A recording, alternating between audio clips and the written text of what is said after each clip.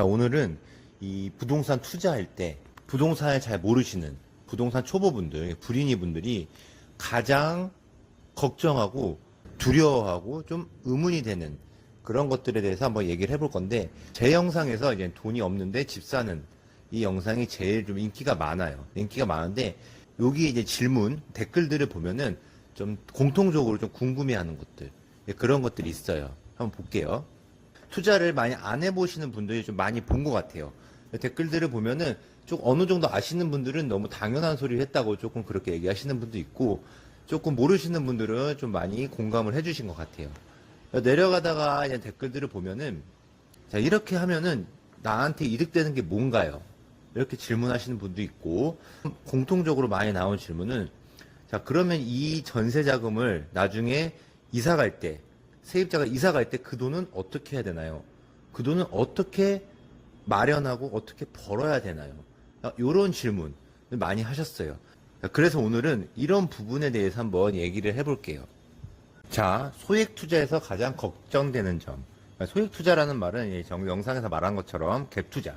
갭 투자에 대해서, 자, 갭 투자할 때 가장 걱정되는 거, 가장 질문이 많았던 것들 한번 볼게요.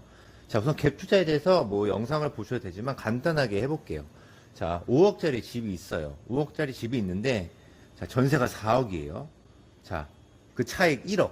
자, 1억만 가지고 이 집을 산다. 이게 바로 그냥 갭 투자의 기본 원리입니다. 내 돈이죠. 내 돈은 1억만 있으면 돼요. 그래서 1억으로 5억짜리 집을 산다라고 얘기를 해요. 자, 그러면, 자, 그래서 이런 걸 어떻게 내 돈을 조금 들이고 사는지, 기본 개념을 이 전에 제가 가장 인기 순으로 보시면 가장 높은 첫 번째 나오는 영상이 있어요. 거기서 기본 개념만 보고 조금 아시고 있어도 좀 도움이 되실 것 같아요. 자, 그러면 질문 중에서, 자, 저렇게 전세를 끼고 집을 사면, 자, 이득은 없지 않나요? 자, 이득은 뭐 월세가 들어오는 것도 아니고 전세예요. 자, 이득은 뭐냐면, 자, 이렇게 전세를 주고 살았어요. 근데 이 집이 5억이었던 게 뭐 내년이나 뭐 시기가 언제인지 모르겠지만 6억이 됐다고 볼게요. 자, 그러면 1억을 번 거예요. 그죠? 뭐 세금 같은 거 우선 다 빼고 기본적으로 개념을 설명하는 거니까, 그럼 수익률은 1억을 벌었으니까 100%인 거죠. 상당한 거죠. 그러면 또 여기서 걱정을 많이 하시는 분들이 있어요. 이렇게 해서 집값이 떨어지면 어떡하냐? 그럼 떨어지면 투자가 마이너스인 거죠. 예, 떨어졌을 때 팔았다면. 하지만 단기간에 팔지는 않을 거예요. 예, 떨어지는 구간이 있으면 올라가는 구간이 있고, 그래서 올라갈 때 좀 파는 그런 걸로 좀 생각을 하셔야 됩니다. 자, 그리고 가장 많이 나왔던 질문은, 자, 그런데 혹시 전세를 깔고 샀는데 다음 계약자가 안 나타났을 때는 어떻게 해야 할까요? 전세 살다가 나가고 들어온 사람이 없으면 어떻게 합니까? 그러니까 이런 질문이 뭐냐면, 자, 이렇게 내가 전세 4억 낀 집을 1억을 주고 샀단 말이에요. 자, 그 이 전세 4억에 대해서 가장 걱정을 하는 거죠. 자, 내 돈이 아니지만 어쨌든 돈이 필요한 돈. 자, 예를 들어서 세입자가 이제 4억에 살던 세입자가 이사를 간다고 그래요. 계약 연장을 안 해요. 전세가 오르고 내리고 상관없이 우선 기본 그 전세라고 생각해 볼게요. 자, 그러면 나는 1억으로 갭 투자한 사람이에요. 집주인이고요. 자, 그러면 이제 세입자 나가야 되니까 이 세입자한테 4억을 줘야겠죠. 제가 그 전 주인한테 이 전세금 4억까지 승계를 받았기 때문에 제가 줘야죠, 당연히. 자, 그럼 이 4억을 내가 어떻게 만드냐? 나는 1억만 가지고 이 집을 샀는데, 자, 만드는 방법은, 자, 새로 이사 올 사람이 전세 4억을 줄 거예요. 그 돈으로 이 사람을 주는 거예요. 기본 개념, 갭 투자할 때 기본 개념이 이거고, 전세금 나가는 사람은 돈을 어떻게 줘야 되냐? 새로 들어올 사람한테 맞춰서 주는 게 가장 기본적인 거예요. 아무 문제가 없으면.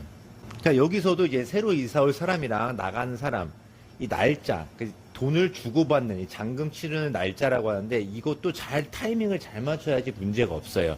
그래서 이런 부분을 부동산에서 중개하시는 분들이 좀 맞춰주고 그걸 조율을 해주는 거예요. 근데 여기서 가장 걱정하는 부분, 자, 이사 올 사람이 없어요. 그러면 그 사람한테 받을 4억도 없어요. 그러면 나는 이 4억을 어떻게 줘야 되냐? 자, 이럴 때는 리스크가 생기는 거예요. 4억 제가 만들어 줘야죠. 예. 없는 4억 어떻게 대출을 받던 어디서 끌어오든 만들어 줘야죠. 그럴 때는 정말 정말 내가 이렇게 갭 투자를 한 거 잘못했구나. 정말 땅을 치고 후회하실 거예요. 자, 이게 가장 큰 리스크예요. 예, 맞아요. 없으면은 내가 어떻게 돈을 만들어 줘야 돼요. 자, 그러면 왜 이렇게 갭 투자를 많이 하는데 다른 사람들은 이거 무섭지도 않나? 이런 생각을 많이 할게요. 어떻게 그런 거 무서워하지도 않고 어떻게 막무가내로 하나? 이렇게 하는데, 자, 갭 투자는 막무가내로 하면 정말 위험합니다. 그래서 이 새로 이사 올 사람이 포인트가 되는 거예요. 자, 그러면 이 리스크를 어떻게 좀 생각을 하느냐? 전세를 찾는 수요가 많은 지역에 이 갭 투자를 해야 돼요. 그러니까 뭐 예를 들어서 뭐 아무도 살기 싫은 곳에 갭 투자를 한다. 그러면 조금 어렵죠.